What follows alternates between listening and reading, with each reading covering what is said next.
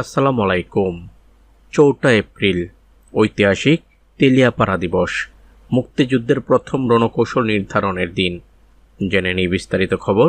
তবে আপনি যদি যুদ্ধের জীবন চ্যানেলে নতুন থাকেন, চ্যানেলটি অবশ্যই সাবস্ক্রাইব করবেন, পাশেই থাকবেন। আজ ৪টা এপ্রিল ঐতিহাসিক তেলিয়াপাড়া দিবস। ১৯৭১ সালের এই দিনে হবিগঞ্জের মাধবপুর উপজেলার তেলিয়াপাড়া চা বাগানের ম্যানেজার বাংলোয় অনুষ্ঠিত এক গোপন বৈঠকের মধ্য দিয়ে মহান মুক্তিযুদ্ধ পায় সুসংগঠিত দিক নির্দেশনা। সেদিন কর্নেল M.A.G. উসমানীর নেতৃত্বে ইস্ট বেঙ্গল রেজিমেন্টের ২৭ জন জ্যেষ্ঠ বাঙালি সামরিক কর্মকর্তা একত্রিত হয়ে স্বাধীনতার লক্ষ্যে শপথ গ্রহণ করেন। বৈঠকে মুক্তিযুদ্ধ পরিচালনার কৌশল নির্ধারণের পাশাপাশি পুরো দেশকে ১১টি সেক্টরে ভাগ করার ঐতিহাসিক সিদ্ধান্ত নেওয়া হয়, যা পরবর্তীতে যুদ্ধ পরিচালনায় গুরুত্বপূর্ণ ভূমিকা রাখে। তৎকালীন সময়ে তেলিয়াপাড়া চা বাগান ছিল দ্বিতীয় ও চতুর্থ ইস্ট বেঙ্গল রেজিমেন্টের যৌথ সদর দপ্তর। মুক্তিযুদ্ধ চলাকালে এটি ৩ নম্বর সেক্টরের কার্যক্রম পরিচালনার কেন্দ্র হিসেবে ব্যবহৃত হয়।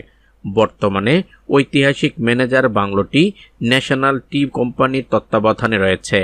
বাংলোর পূর্ব দক্ষিণ কোণে ২, ৩ ও ৪ নম্বর সেক্টরের শহীদ মুক্তিযোদ্ধাদের স্মরণে নির্মিত হয়েছে বুলেট আকৃতির একটি স্মৃতিসৌধ, যা মুক্তিযুদ্ধের গৌরবগাথার নিদর্শন বহন করে। ১৯৭৫ সালের জুনে বীর উত্তম কাজী মোহাম্মদ শফিউল্লাহ এই স্মৃতিসৌধ উদ্বোধন করেন। দিবসটি উপলক্ষে মাধবপুর উপজেলা প্রশাসন দিনব্যাপী নানা কর্মসূচি গ্রহণ করে।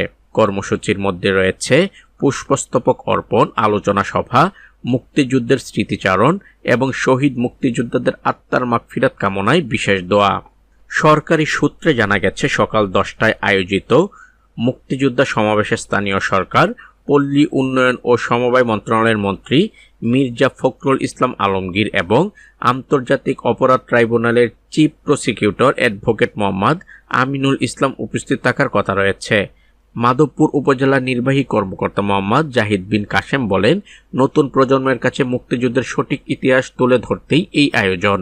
এদিকে মুক্তিযোদ্ধারা ঐতিহাসিক তেলিয়াপাড়া স্থানটিকে সংরক্ষণ করে জাতীয়ভাবে স্বীকৃতি দেওয়ার দাবি জানিয়েছেন, যাতে ভবিষ্যৎ প্রজন্ম মুক্তিযুদ্ধের প্রকৃত ইতিহাস জানতে পারে।